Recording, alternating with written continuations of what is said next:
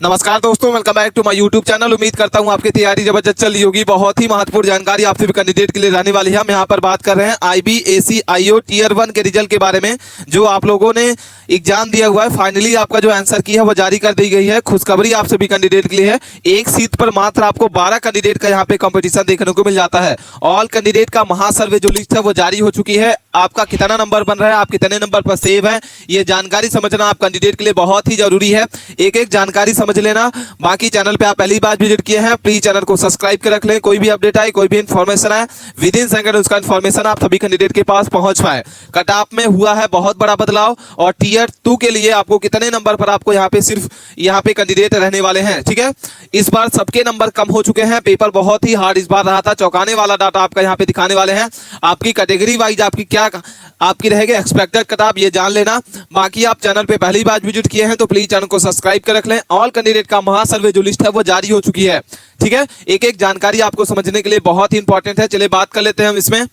सबसे पहले हम इसमें बात कर लेते हैं कि IBAC-IO टीयर 1 का जो आप लोगों ने ये रिजल्ट का इंतजार कर रहे हैं कैंडिडेट, तो आपका जो कट ऑफ है वो क्या रहेगा आफ्टर आंसर की। जैसा कि बता दें कि आपका जो आंसर की है वो जारी कर दी गई है, और आंसर की कब जारी की गई है, तो आपकी जो है 22 सितंबर को आपकी जो आंसर की है वो जारी कर दी गई है, ठीक है। आंसर की आने के बाद सभी स्टूडेंट का जो मार्क्स है वो घटाव देखने को मिला है। परीक्षा का नाम सबसे पहले बात कर लेते हैं कि आपकी परीक्षा का नाम क्या है जो आप लोगों ने एग्जाम दिया हुआ है। तो information bureau assistant central intelligent officer, ठीक है। तो ये आपके परीक्षा का नाम है, information bureau assistant central information officer इसको कहा जाता है, ठीक है। इसका संचालन कौन करता है, इसका एग्जाम जो है कौन सा यहाँ पे लेता है, तो मिनिस्ट्री ऑफ होम अफसर, ठीक है, गृह मंत्रालय के द्वारा आपका ये एग्जाम चलता है। इसमें टोटल वैकेंसी अगर बात कर लेते हैं कि आपकी टोटल वैकेंसी कितनी जारी की गई थी, तो 3717 पोस्ट पर इसकी अच्छी खासी वैकेंसी इस बार निकाली गई थी।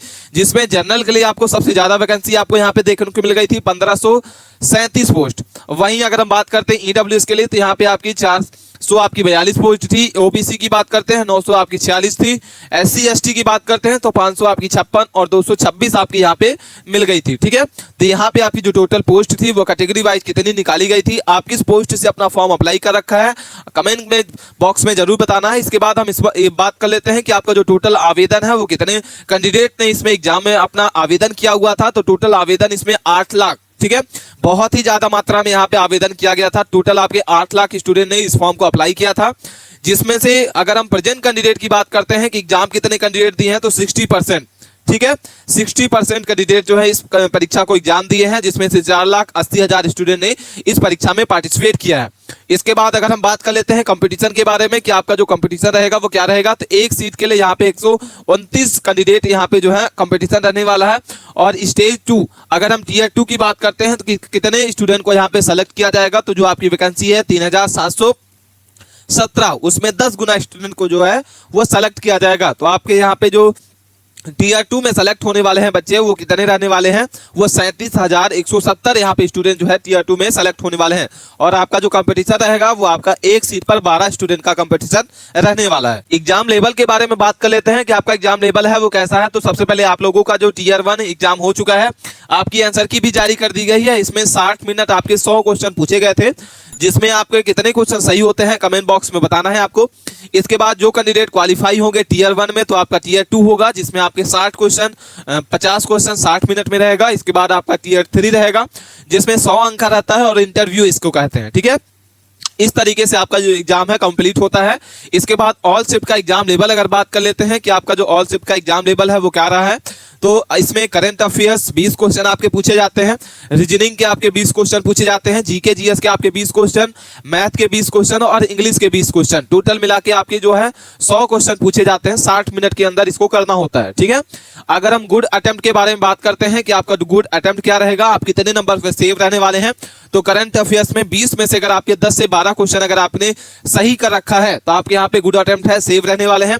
रीजनिंग की बात करते हैं तो 20 में से अगर आपके 12 से 14 अगर आपके क्वेश्चन सही हैं तो आप सेव हैं, गुड अटेम्प्ट आपका है।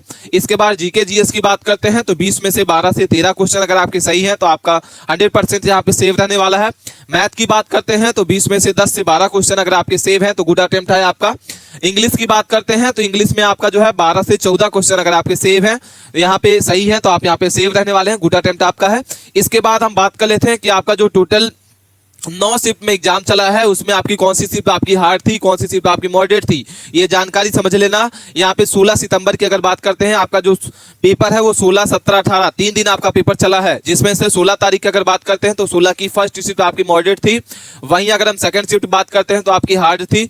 अगर हम थर्ड शिफ्ट बात करते हैं तो आपकी हार्ड थी। ठीक है, इसके बाद हम बात कर लेते हैं 17 सितंबर की। तो 17 सितंबर की आपकी फर्स्ट शिफ्ट आपकी मॉडरेट थी। इसके बाद सेकंड शिफ्ट अगर बात करते हैं तो आपकी हार्ड थी। इसके बाद थर्ड शिफ्ट आपकी मॉडरेट थी। ठीक है, इसके बाद अगर बात कर लेते हैं 18 सितंबर, तो 18 सितंबर की फर्स्ट शिफ्ट आपकी हार्ड थी, सेकंड शिफ्ट आपकी मॉडरेट पूछी गई थी और थर्ड शिफ्ट आपकी जो हुई है वो आपकी मॉडरेट से हार्ड थी। ठीक है, तो इस तरीके से आपकी जो टोटल 9 शिफ्ट है वो आपकी कौन सी शिफ्ट हार्ड थी, कौन सी शिफ्ट आपकी मॉडरेट थी, ये जानकारी समझ गए आप।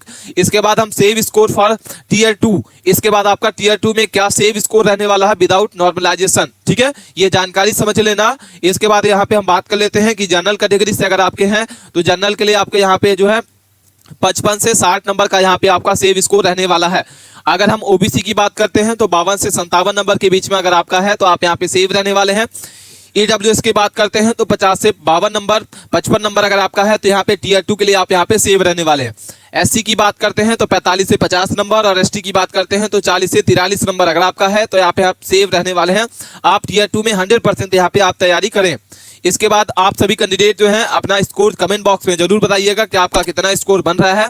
ठीक है, कोई भी डाउट है कमेंट कर बॉक्स में जरूर बताना है आपको। अपने दोस्तों को उस वीडियो को ज्यादा से ज्यादा शेयर करें। मिलते हैं नए टॉपिक के साथ नए वीडियो में। कोई भी डाउट है आपको, कोई भी क्वेश्चन से नहीं समझ में आया है, हमें कमेंट करके जरूर बता सकते हैं और अपने दोस्तों को दबा के शेयर करें। मिलते हैं नए टॉपिक।